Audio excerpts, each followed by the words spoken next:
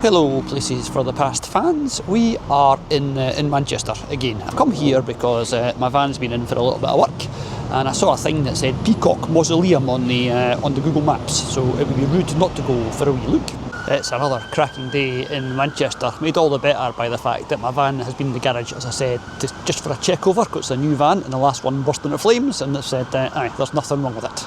All the money I had put aside to pay to get anything that was wrong with it fixed, I can now spend on other things, although I spent quite a lot on cameras in the last couple of weeks, so possibly not. Going out on a limb, I think that is the mausoleum up there, but that is now of secondary interest because it is the ruins of a graveyard. Lots of bits and pieces lying about. Let's see what we can find. Who remembers our videos from the garden cemeteries of London where it was all just dotted about in the woods? Well, this looks like it might be a bit similar. But as I promised you a mausoleum, we might as well go and have a look at the mausoleum first. Yeah, wasn't a bad guess. In loving memory of Richard Peacock, born 1820, died 1889, and obviously with a couple of quid in the bank to have all that built. And more peacocks on this side. That is Joseph Peacock, son of Richard and Hannah Peacock, blah blah blah, died 1875. And then Ralph Peacock, son of Richard and Hannah, who died at Charters, Ascot, wherever that is, March 10th, 1928. And beside them, in the second most prominent tomb, it is Mary Sampson from 1938 and Thomas Reginald Clay from 1924 in a nice wee sarcophagus-y thing. And what I was standing on for that, I'm guessing, is some sort of crypt entrance-y thing, possibly. No snickering at the back. This is Margaret Elizabeth, daughter of Bristow Cooper and Sarah Ann Cox. God keep the little children, who died at 2 years old. And then Bristow Cooper Cox's wife Sarah Ann, and then Bristow Cooper Cox himself, and Bristow Cooper Cox, son of Bristow Cooper Cox. So good they named him twice. There's something really exciting happening, lots of sirens and a helicopter and stuff. You'll never sell any ice cream going at that speed. And here's another wee piece of local history, sacred to the memory of William Jennison of the Zoological Gardens, Bellevue, Manchester, the famous Bellevue Zoo, who died 1877. So these are all back into the 1800s. Such a nice graveyard. This bit, as I said before, is a little bit tidier than when you get down the bottom. But there's this is in loving memory of Edwin James Webb, who died October 1883, aged 52. He was, during 38 years, the assistant and faithful friend of Richard Peacock. He's a peacock man. Blah blah blah blah blah blah blah blah blah. That is John Miller, another very impressive stone. There's lots of quite impressive stones here. Lots of people with a few quid in the bank. Heading down now to have a look at the big one, because that might tell us more of the big cheeses of the local area.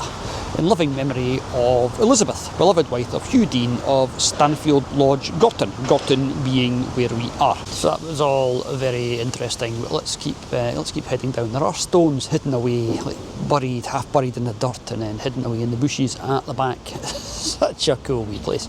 Let's go and say hello to 1937 Georgina, beloved wife of Edmund S. Crosley, who died in 1940. So yeah, we're actually not that far back. And we're back over at, alright, so there's George Henry, dearly beloved husband of E.M.P. Barnes of Openshaw. That obviously is where we are, believe it or not. And then this is the biggest one, Agnes, beloved wife of James Stewart of Gorton, who died January 30th, 1875, aged 59. So still in the 1800s. And I've just noticed that the wee camera gimbal thing, I don't know what I've done to it, but it's following me. That's really cool. We're going to look almost professional. Almost, but not quite.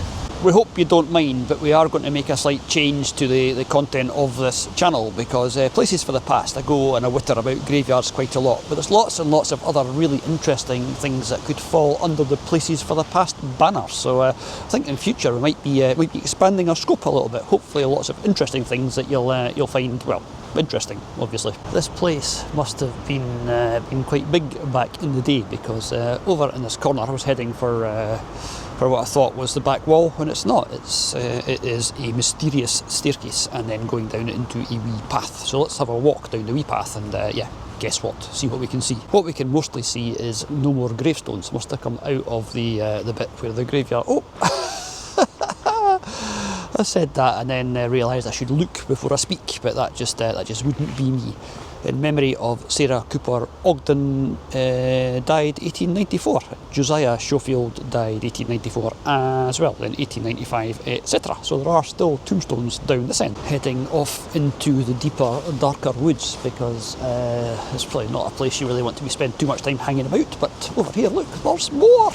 Loving it. You know what this is, don't you? Look at the names on it for a start. Elsie Mullins died January the 4th, 1905. Then February the 5th, 1905 for Ruth, and February 23rd, 1905 for Annie. These are paupers' graves. These are graves that were supplied by the local authority for people that couldn't or wouldn't pay for their own burial place.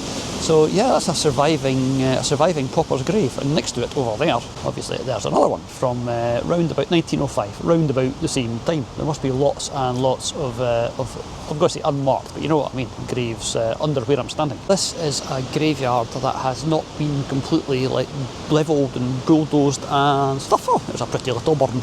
A wee stream at the bottom end of, I'm guessing that would have been the bottom end of the graveyard. Church is up there, and down here there's still stones that are lying about, just discarded.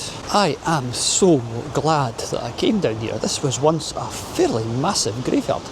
What have we got here? Is this? This is not a communal grave. This is somebody's in affectionate remembrance of Elizabeth Ann, wife of George Wooten, who died 1883, aged 52. Right, I think we're definitely heading out of the graveyard now across this wee bridge over the stream. But there's something over. I think what's actually over here is people's houses. Okay, we're not going to go too much further that way. I've said it before, I've been wrong, but I definitely can't see any gravestones down here. And then I say that, and then look over there on the other side of the river. We've just been over the wee bridge that's just there.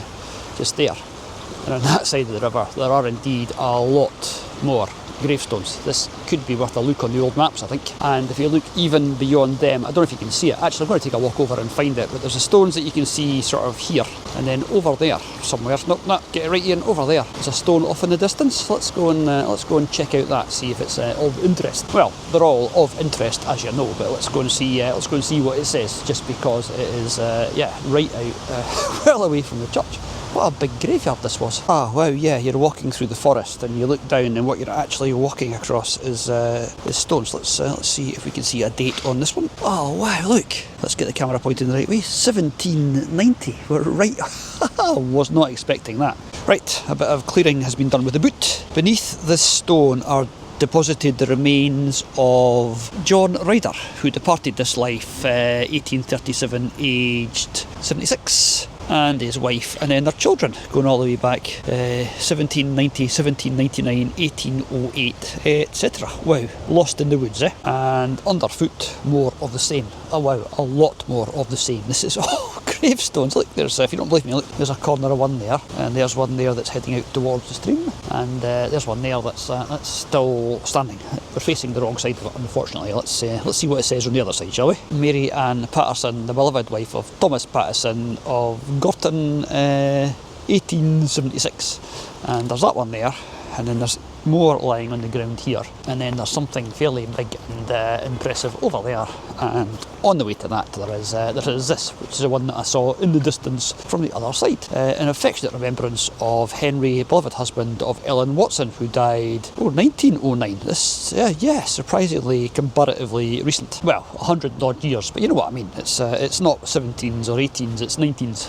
And beside the abandoned bicycle there is memory of somebody, rider of Gorton, and I think the date's gone on that one. Alas, but once upon a time that would have been quite impressive. It's quite a nicely patina'd and mossed stone, isn't it? Right, let's head back up to the church. I'll bet none of this is actually recorded anywhere that you can go and check out who's actually here, because these stones are still legible, but it'd be quite a lot of gardening to clear enough to actually read them all. Down that way there is a wall. I'm guessing that must be the end of it. Let's have a look and see if there's anything else hidden in this corner. So far I've only had two people giving me really, really strange looks, which is not bad odds. Oh, actually, this is the little building I saw beside the church. Let's go and see what we can see. Yeah, that's just a little must have been like the manse or something once upon a time. Now very, very derelict indeed. What a great wee place to stop. there's a big bronze plaque on this side of the building, so I'm just going to gibber between now and there, and then we'll see what it is. It's